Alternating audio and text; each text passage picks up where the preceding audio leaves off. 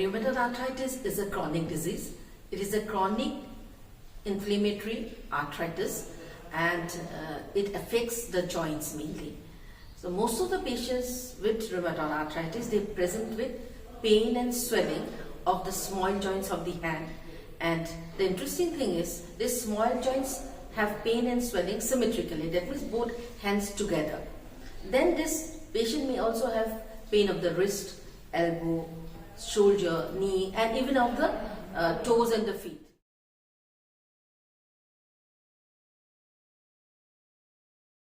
Patients with rheumatoid arthritis can generally present in the middle age. They can present in any age, but they are more commonly encountered in middle age. And particular thing is that female have a increased predisposition to rheumatoid arthritis. There are many risk factors associated with rheumatoid arthritis, and one of them is the smoking. A lady or a person who smokes has an increased chances of having rheumatoid arthritis. Being overweight also has some effect or some causal relation with rheumatoid arthritis. And we often talk about the genetic component or the hereditary component. Yes, definitely there is a genetic component to it, but we do not see that mother having rheumatoid arthritis, the children also suffer. No, but sometimes it does occur in families also. Often people think that osteoporosis, rheumatoid arthritis are the same things. Well, they are both different diseases. Osteoporosis comes as a result of wear and tear.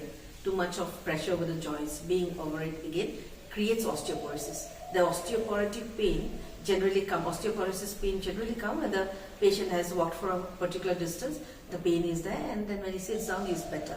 But the pain associated, the swelling associated with rheumatoid arthritis is different. Here the pain is not related to exertion or walking. Here the pain may come even when the patient is at rest, and it's always associated with morning stiffness.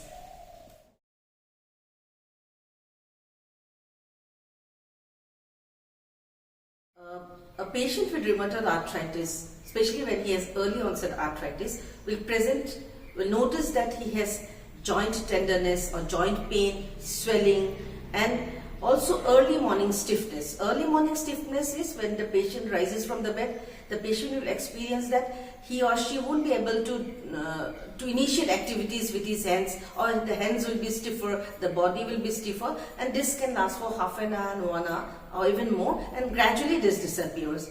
Then slowly and slowly, as the disease progresses, the joints, the smaller joints as well as the larger joints, they affect both hands together, both legs together, that is symmetrical. And this rheumatoid arthritis can also go on to affect or disable the person to such an effect that deformities of the hand and the feet can occur, of the joints, elbow joints can occur, and the patient can also have signs and symptoms related to involvement of other organs like the lungs, the heart, the eyes. I'd like to mention the involvement of the eyes. Many patients with rheumatoid arthritis will also have redness and pain of the eyes, which is known as uveitis. The person can also have difficulty in respiration, or he may have exertional difficulty on walking, and that can be a consequence of involvement of the lung in rheumatoid arthritis. At the same time, a person with rheumatoid arthritis has an increased predisposition to cardiovascular diseases like atherosclerosis, which can lead to heart attack or strokes also. The kidneys also get involved, and there could be associated kidney failure in patients with rheumatoid arthritis. So rheumatoid arthritis per se has a vast spectrum of clinical signs and symptoms. Now we come to the treatment of rheumatoid, first we come to the diagnosis of rheumatoid arthritis. So any patient who has symmetrical onset of arthritis or pain and swelling of the small joints as well as the large joints with early morning stiffness of more than 6 weeks duration needs to consult a doctor. His or her doctor will do certain tests like the rheumatoid factor, the anti-CCP, the ESR and the CRP, and will find out the measure of activity of disease process in the patient. And subsequently this patient will be also may be subjected to x-rays to look into the joints, because often we have evidence of increased osteoporosis, osteopenia, which can occur, or joint destruction which can occur in rheumatoid arthritis. Then we come to the treatment aspects. We are lucky that we have a huge lot of drugs in our armamentarium nowadays. We have drugs which we know as conventional synthetic DMARDs or disease modifying agents, and we have biological agents. So patients are generally put on this conventional disease modifying agents, and subsequently if the patient goes into remission is when the person does not have any sign and symptom of the disease, then we try to taper or bring down the dose of those medications. Sometimes some people are lucky that we can stop the medications altogether, but generally this medication in some doses or the others may need to be continued lifetime so that the joints do not get destroyed.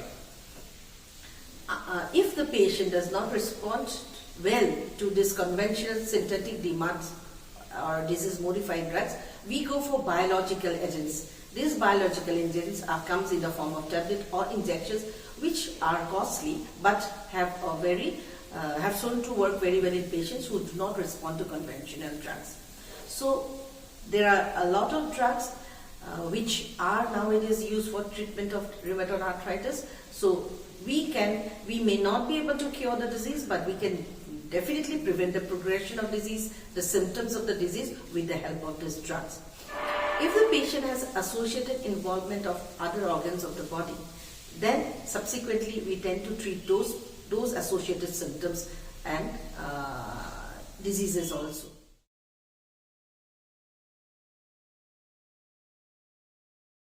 Now we come to how to, apart from say drugs, what are the things we can do to prevent the progression of our disease.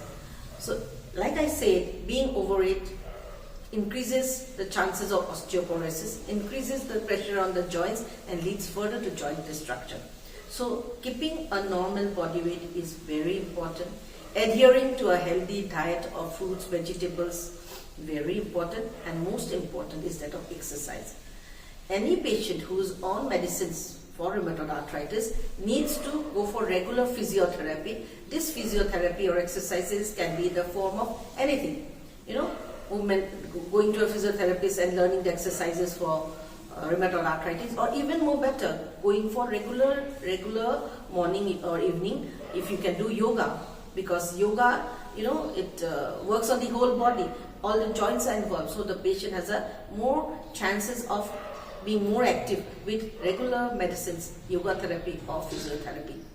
So I would like to request all patients who are listening to this talk, that anyone who has got similar signs and symptoms, yes, one thing is important, that there are many types of arthritis. So all arthritis are definitely not rheumatoid arthritis.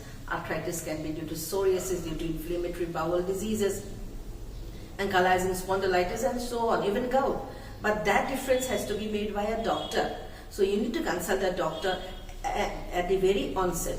And here I'd like to state that diagnosis of rheumatoid arthritis in the very, very early stages will help in retarding the progression of the disease. If you come to a doctor very late and get your rheumatoid arthritis diagnosed late, then the joint destruction, if it has already started, then we cannot reverse the joint destruction. We can only prevent further joint destruction. So early onset of arthritis, it's very important that you see your doctor.